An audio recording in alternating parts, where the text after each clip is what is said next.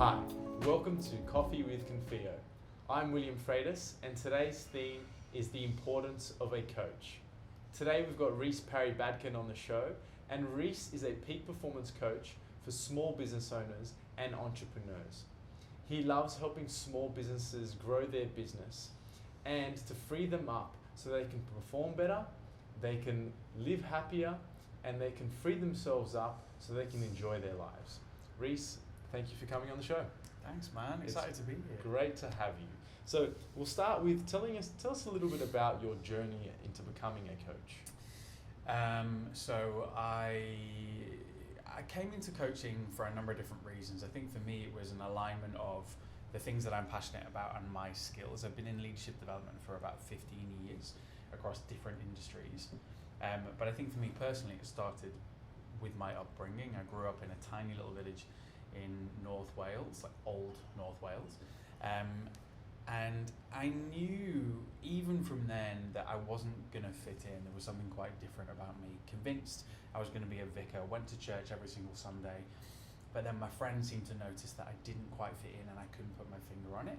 And at the time, they were using the word gay. I didn't even know what that meant. I thought it was an old Welsh word. I'm like, oh, that's interesting. Yeah. But effectively, as soon as it became clear that I was gay, but I was also a Christian, both of those two communities didn't accept each other. And so I went on this personal journey of discovery and I thought, let me, hold on, I wanted to be this, but I don't fit. I don't even know what this thing is over here. And I just became this awkward turtle. And in order to be affirmed and recognized and validated, I was at top of the class in everything that I did. I became a type A anxious overachiever, which is what a lot of business owners start off as. In school, I was the top of my class. When we finished school, I ended up in a graduate development program at the top one in the UK at the time. Then I packed it all in to go and train for Christian ministry. Then I went and ran a nightclub. Whatever I did, it was all or nothing. Pretty extreme. And I remember being sat in front of a gentleman in my village one day, and he said, you know, the amazing thing about you is, Rhys, you've done all of this, but you haven't forgotten yourself. Because he's Welsh, so he talks like that. And I thought to myself, do you know what, Mr. Jonathan, you're completely right. And at that point, I'd realised that in my life, in looking to fit in with everybody else, because I didn't fit in, I'd basically just pushed myself to the extreme in every possible space that I could. But I'd kind of lost my sense of self. I'd burnt myself out. I was completely unfulfilled. I'd been really successful. You know, I'd been speaking to our then Prime Minister at number 10 Downing Street. I'd run businesses. I'd worked with foreign dignitaries. Like, I'd done all this stuff that your mum and dad from the outside would be like, oh, well done. But actually inside I wasn't fulfilled. Yeah. So I got on this long journey of personal discovery and looked at people. I'm interested in people who have results. I don't want to talk to people who are just all about hype. Like, I want to see the results in your life. I want to see that you apply the things that you talk about. And off the back of that, completely transformed my life. Paid off $80,000 worth of debt, reconciled faith and sexuality, launched a business of my own. Last year we scaled 1,187%. And the reason I was able to do that, and this is why I'm passionate about working with business owners, is you don't need someone to come in and tell you how to do your craft, but you need someone to come in and ensure that you're treating yourself as your primary asset, which I wasn't. So now I can bring all of my professional expertise and my personal expertise aligned to get in front of people and say, if you have the right habits, systems and disciplines, and you have the right person opposite you, you can achieve whatever you want. And the top performers always have a coach to come alongside them, because it's a lonely gig. Yeah, perfect. And I also get having a coach is also about accountability. 100%. And it's not just about showing you what the right way is. It's about ensuring that you do what you said you were going to do, making sure you're doing your homework. Yeah. And I love that some of your background also has something to do with that, and as to why you're passionate about being a coach. Yeah. Tell us a little bit about, you know, what it took for you to be a coach in terms of training and certification. Because, no offense, in all honesty, every man and his dog is becoming a coach nowadays. It seems to be quite easy. You know, tomorrow I decide to become a coach. What is it that you had to go through, and what's required? It's a good question, and that's exactly the phrase I use, every man and his dog. In coaching, it's a really broad church, right? You've got one end of the spectrum, which is, I've had a great breakthrough, I'm going to talk to you about chakras and crystals. And then you've got the other end of the scale, which is like, I ran a business of $50 million, so I'm going to come in and teach you, solopreneur, what to do. I'm like, all right, mate, okay. Either one of those doesn't seem to work. really what you want is someone who has proven results in their life and has got proven results for other people. Before I started and before this became a legit business, I had qualifications in leadership development. I was a qualified teacher. I'd worked in Christian ministry for years, so I was used to working with people in their lives. I'd worked in sales, I'd worked in recruitment, I'd worked in tech. So I understood business, but I understood people. Right. And I thought, right. I then did a qualification in neuro-linguistic programming, in coaching, and hypnotherapy as well, because I wanted to understand the mind a bit more. Then you take on a certain amount of practice clients, you get results with them, you have then proof to then go and operate with other people. And for me, I really wanted credibility. I find, so I call myself a peak performance coach. Yeah. Some of my clients would refer to me in different, some would even call it business coaching, some would call it a bit like life coaching. Right. But I'm not interested in being woolly, I'm interested in getting results. And I think the issue with a lot of coaches is they come in with, I really want to help people. Well, I really want to help people is not a good marketing strategy, and people don't just want to be helped. Like if you saw a billboard saying, I want to help you, you probably wouldn't call, you'd be like, that's a bit weird. Yeah. And with coaches, I think we dilute our message, and we dilute the industry in that. So if people are looking for coaches, you want proven results, you want, okay, credentials is helpful, but if I go to a doctor, I don't really want to know where he trained. I'm like, can you help me? You're going to be able to help me? Done. And it's the same with a coach. Look at their past results, speak to their clients, and ensure that there's a personal synergy, because we may get on, but then with somebody else it's not going to align, because they are going to want to talk about chakras and crystals, and it's cool, but it's not me.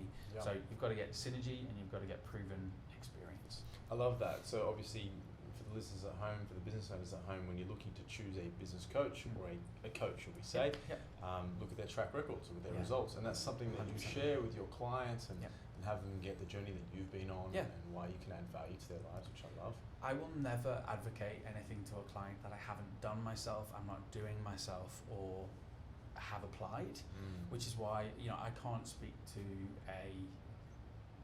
I can't come into your business and tell you what to do in your business. That's not my job. But I can talk to you about the underlying principles of peak performance and leadership development that will get you a better outcome. And it's amazing when you're equipped in that way and you're held accountable to do the things you need to do. You make more money, you're more fulfilled, and you live a better life. Like it's tangible every single time. Perfect. And obviously peak performance is the main theme. Yeah. But what are some of the areas of life that you focus on in your coaching, and why do you think it's so important, especially for small business owners? So generally I work across 6 key areas. So we could be looking at health, we could be looking at emotions, so mental health, what I like to call cash flow, because cash flow makes the cash flow, your mental bandwidth, what's going on in your head, business, relationships, passion and purpose, and there's one that always falls out of my head, and finances. The reason that I work across those 6 and we measure that in the work that we do is you are your primary asset in business. So it's not, you can have the best sales and marketing strategy, you can have, I know exactly what my niche is, I've got great referrals coming in, but if you're not protecting you, and from tax purposes, more often than not, you are the business, then you're never going to be sustained, the business is never going to be sustained. So what I do is I come along the business owner and say, let's observe your life as if it were a business. Let's do a diagnostic, let's look at the dashboard like you would in your business and say, okay, how are we performing here, and what do we need to adjust? Because it's not about work-life balance, that's not a phrase that I actually identify with, because most small business owners, like, I'm passionate about it, I want to do it, but it's about finding work-life harmony. Like, have you got everything singing in the way that you need to do what you want to do? Perfect. It's not the hustling until you actually get that end result, right? No. It's just, no. Fantastic. And where do you think, especially for small business owners, how do you think it can impact their business growth? I mean, what I love is that a lot of business owners think that their business is the asset. And what you're saying is they're the main asset, because obviously if you take them out of the business doesn't exist. But a lot of what we focus on here in the video series and the podcast is business growth. How do you see, or what are some results that you've seen for some of your clients where clients have achieved business growth from your work?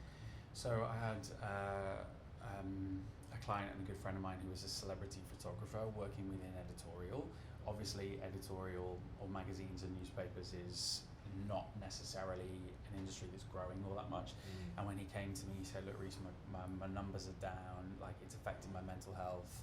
I'm not really sure how to move forward. He'd been in the industry for 20, 25 years, Right. Great brand behind him. And so he said the industry's tanking, and so we worked together and we thought about like how he was setting himself up for success. We talked about his daily routines, his focus, who he's surrounding himself with.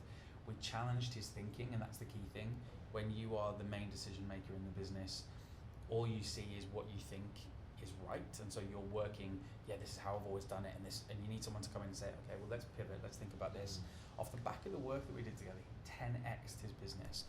Leads are flying in. He was able to pivot his business offering, and he's in a significantly stronger position than he ever was. And I saw him probably about 2 months ago now, and he's happy. Great. Because you need someone to be able to ensure that you're equipping yourself to get a better outcome. Because it's flipping hard, man. Like it's really hard. And the marketing says, it's laptop lifestyle, sit with a motor, make $1 million, or like hustle, bro. Whereas actually, sometimes it's working 14-hour days, it's like wondering where the next cash flow injection is going to come from. And if you don't have someone coming alongside you saying, are we keeping our attitude in the right way? Are you focusing on the right things? And hold you accountable to sometimes do the tough things to move the business forward, not the busy work, then it doesn't happen. So to sort of paraphrase, accountability to make sure you're working on the main thing and not just busy work. Someone to come alongside you, like a coach in a sort of a sports field, to keep you motivated and moving forward. And the third thing is community, like a connection with someone who's outside of your business, who understands you, and they've got no bias or motivation apart from I want to see you move forward. Yeah, perfect. So, I love that. If you're an elite athlete, you have an elite coach. 100%. So if you're an elite business owner, you're looking to have an elite coach 100%. too. So thank you for that. On a lighter note, we can't let you leave without our favourite section, which is the Confio Confession. Amazing. What is something that nobody knows about you? So I am a linguist. I speak about 4 languages. I love words. I find them fascinating. And I geekily translate songs in my head on a regular basis. I'll be listening to a song and I'll realise that I'm actually singing it in a different language. It sounds really geeky, but I just love taking something and thinking, well, how would I say this if I was trying to say it in a different way? And I love grammar. Yeah, right.